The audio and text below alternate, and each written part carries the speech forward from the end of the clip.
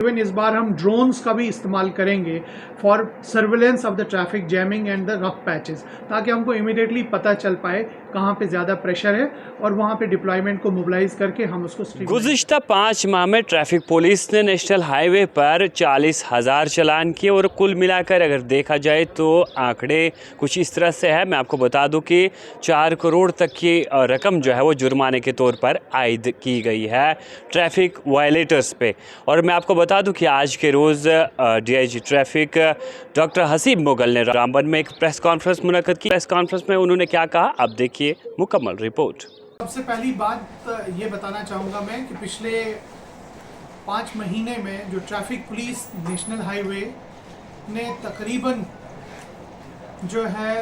40,000 के करीब, exact data आपसे हम शेयर करेंगे, 40,000 के करीब चालान जो हैं वो किए हैं, जिसमें तकरीबन 4 करोड़ रुपए जो है वो फाइन इम्पोज किया गया है। इसके अलावा 550 के करीब गाड़ियां जो हैं वो भी सीज की गई हैं डिफरेंट वायलेशंस में। और डिफरेंट हमारे पास डिफरेंट जो कैटेगरीज हैं कि driving without licence, rash and negligent driving, ठीक है, और जंपिंग द रेड लाइट्स, इस तरह की जो चीज़ें सामने आई हैं उस पे ट्रैफिक पुलिस हाईवे ने काफ़ी मेहनत करके ये सारे जो वायलेटर्स के खिलाफ कार्रवाइयाँ की हैं और मुतलका कोर्ट तक इनकी जो प्रोसीडिंग्स है वो पहुँचाई हैं। इसमें ज़रूरी एक चीज़ बताने की ये भी है कि जो हाईवे हमारा है, पर्टिकुलरली जो डलवास से लेके और बानिहाल मार्केट तक है, इसमें एक बहुत अच्छी सर्वे हुई थी जिसमें तकरीबन 21 के करीब स्पॉट्स, रफ स्पॉट्स जो है आइडेंटिफाई किए गए और जिनकी वजह से ट्रैफिक में आए दिन जो है बाधा पड़ता था या जैमिंग होती थी। उनको स्पॉट को आइडेंटिफाई करके हमने पुलिस हेडक्वार्टर्स तक ये जो है अपनी सबमिशंस पहुंचाई और सीनियर मोस्ट लेवल की इंटरवेंशंस के बाद सारी एजेंसीज मुतहरिक हो गई। और अभी इनमें से अगर हम 19 ये स्पॉट्स समझते थे, जिसमें तकरीबन 16 स्पॉट्स जो हैं वो स्मूथ हो गए हैं, बेटर हो गए हैं। 3 मेजर स्पॉट्स अभी भी हमारे पास बचे हुए हैं जिनमें आपके काम चल रहा है, जैसे डलवास का ही थोड़ा बहुत एरिया था, लेकिन आज एक और नया टनल वाला एरिया ऐड हुआ है, मेहाड़ है और मगरकोट है और थोड़ा सा पंथियाल के आसपास हमारा था। तो बाकी सारे स्पॉट्स को बेटर किया गया है नेशनल हाईवे अथॉरिटी की मदद से, और जहाँ पे अब ट्रैफिक की स्पीड भी बढ़ गई है। हमारा मेन कंसर्न ये है कि समर चैलेंजेस जिनको हम बोलते हैं, उसमें आप जैसे जानते हैं कि समर में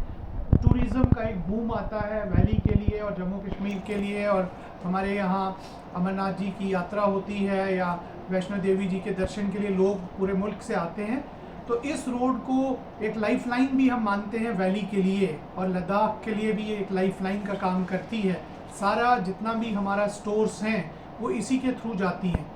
और इसको बेहतर रखना, स्मूथ रखना और चलते रखना एक बहुत बड़ा चैलेंज होता है। इसमें कंस्ट्रक्शन एक्टिविटीज़ जो हमारे लिए एक मेजर हर्डल का काम इस वक्त कर रही हैं, क्योंकि बहुत सारा मैन मटेरियल मशीन इसी सड़क पे उनको रखना है क्योंकि कोई और जगह भी नहीं है। उसके अलावा दूसरी चैलेंज हमारे सामने जो आती है वो यहाँ की वेदर है, जो आपने देखा होगा, बारिश है, बर्फ़ है, और फिर उसके बाद लैंडस्लाइड्स आती हैं, शूटिंग स्टोन्स आते हैं, जो हमको ट्रैफिक मजबूर करते हैं कि ट्रैफिक कुछ देर के लिए रोका जाए ताकि लोगों की सेफ्टी जो है वो इंश्योर की जाए। ये रोड बहुत ही इम्पॉर्टेंट है इस पॉइंट ऑफ व्यू से भी कि हमारी सारी सिक्योरिटी फोर्सेस का मूवमेंट इसी रोड पे जाता है, वैली और उसके बियॉन्ड भी। उसके बाद हम लोग सोचते हैं कि जो भी टूरिस्ट बाहर से आएँ और यहाँ से वैली चले जाएं या बाकी इलाकों में, लद्दाख के इलाकों में भी जाएं, तो उनको भी मिनिमम इनकन्वीनियंस रोड पे फेस करना पड़े। ट्रेड एक्टिविटीज़ बहुत सारी हैं, उनकी जो क्लासिफिकेशन ये लोग व्हीकल्स की करते हैं कि पहले हम पैसेंजर्स को, फिर उसके बाद जो इस तरह की फ्रेश आइटम्स जो हैं जो रास्ते में होल्ड अप होने से ख़राब हो सकती, वो कैटेगराइजेशन करके, और फिर कंस्ट्रक्शन और मेगा प्रोजेक्ट्स जो भी वैली में हो रहे हैं उनका सामान जो है फैसिलिटेट कराया जाता है और वहाँ पे कोशिश की जाती है कि वो टाइमली पहुँच पाए। ये कहने में बहुत आसान सा लगता है, लेकिन फील्ड पे ये एक मेजर चैलेंज है, और इस चैलेंज में मैं यहाँ पे ज़रूर बताना चाहूँगा कि national highway authority of India और जो कंस्ट्रक्शन एजेंसीज़ हैं उनकी, वो और डिस्ट्रिक्ट पुलिस, चाहे वो जो 5 डिस्ट्रिक्ट्स का ये लोग काम देखते हैं। अगर रियासी, उधमपुर, रामबन को ही मेन देखा जाए, उसके अलावा डोडा और किश्तवाड़ की भी डिस्ट्रिक्ट पुलिस का काफ़ी इसमें हेल्प हमको मिलता है, सिविल एडमिनिस्ट्रेशन का हेल्प मिलता है, जिस वजह से हम ये ट्रैफिक चला पा रहे हैं। अदरवाइज़ आप यहाँ के लोकल हैं, आप बखूबी जानते हैं कि ऑन फील्ड, ऑन ग्राउंड हमारे लिए कितनी ज़्यादा चैलेंजेस हैं। हमारी आपके थ्रू कुछ दरख्वास्त भी जनरल पब्लिक के लिए रहेगी कि चूँकि कंस्ट्रक्शन एक्टिविटीज़ चल रही हैं, बहुत सी जगह पे रोड हमारा नैरो भी है, लैंडस्लाइड्स की वजह से भी वल्नरेबिलिटी बनी हुई है, रोड स्ट्रेचेस कुछ वल्नरेबल हैं। रोड डिसिप्लिन का जो है वो इंश्योर करें। लेन ड्राइविंग जिसको हम बोलते हैं, lane driving is the sane driving. अक्लमंदी इसी में है कि आप अपनी लाइन में चलें, ओवरटेकिंग अननेसेसरी न करें, जिसकी कारण हमारी जैमिंग हो जाती है। और जो बड़ी गाड़ियों का ब्रेकडाउन है वो गर्मियों में ज़्यादा होगा, क्योंकि जो भी गाड़ियां इस तरह से बाहर की रियासतों से आती हैं और वहाँ एक स्मूथ सरफेस पे, फ्लैट सरफेस पे चलती हैं, लेकिन यहाँ आने के बाद उनको जब अपहिल चलना पड़ता है और वो लोडेड होती हैं, गर्मी की वजह से, इंजन की जो हीट की वजह से वो बंद हो जाती है। हमें ज़रूर हमारी पूरी कोशिश रहती है, हम लोगों ने पूरे हाईवे पे सारे जितने भी मैकेनिक्स हैं उन सब का सर्वे करके उनका पूरा ग्रिड रेफरेंस तक अपने पास रखा है, ताकि हम नियरेस्ट को रिक्वेस्ट करके अगर कोई टेक्निकल फॉल्ट है उसको भी इमीडिएटली रिपेयर कर सकें। उसके अलावा जो कंस्ट्रक्शन एजेंसीज़ हैं उनको हम लोगों ने हाईवे के अलॉन्ग प्लॉट करके रखा है, ताकि उनको हम इमीडिएटली रिक्वेस्ट करते हैं, उनके यहाँ से जो भी डंपर्स हैं या JCBs हैं या हाइड्रोलिक क्रेन्स हैं उनकी रिक्वेस्ट करते हैं। लेकिन उसमें थोड़ा टाइम लगता है, क्योंकि अगर जम्मू से श्रीनगर अभी हम 260 किलोमीटर ही इस स्ट्रेच को माने या 250 किलोमीटर माने, तो हर पॉइंट पे ये मशीनरी अवेलेबल नहीं होती है। इसको एक पॉइंट से नियरेस्ट एक्सीडेंट साइट तक जाने में थोड़ा बहुत टाइम लगता है, और वही टाइम हमारा है कि जितनी देर में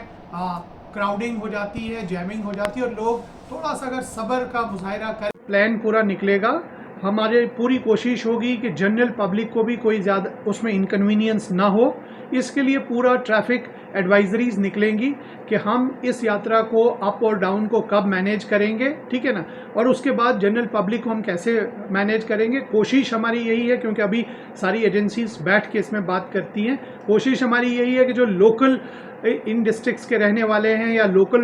रोड यूज़र्स हैं उनको इनकन्वीनियंस ना हो और यात्रा स्मूथली निकल जाए। हमारे पास एडिशनल डिप्लॉयमेंट इस यात्रा के लिए ज़रूर आती है,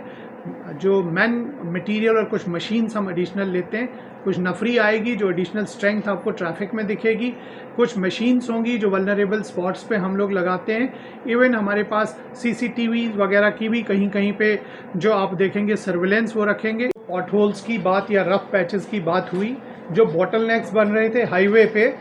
वो तकरीबन 19 में से 16 तो कवर हो गए हैं, बेटर हो गया है। दूसरा, जैसे आप जानते होंगे कि जब ये कॉन्वॉय चलती है यात्रा की, तो उसका पूरा सिक्योरिटी का बंदोबस्त डिस्ट्रिक्ट पुलिस और जम्मू पुलिस उसका पूरा करती है। फ्रंट, मिडल और रेयर एस्कॉर्ट्स होते हैं और ROP भी रोड पे लगती है। ट्रैफिक के हिसाब से उसमें ये होता है कि एक पर्टिकुलर कॉरिडोर उनको प्रोवाइड किया जाता है, ताकि अप जो कॉन्वॉय है और डाउन कॉन्वॉय जो यात्रा की है वो स्मूथली बगैर किसी परेशानी के निकल जाए। वो एज़ पर पास्ट प्रैक्टिस भी होगा और इंशाल्लाह इस बार हमको लगता है कि और बेटर तरीके से जो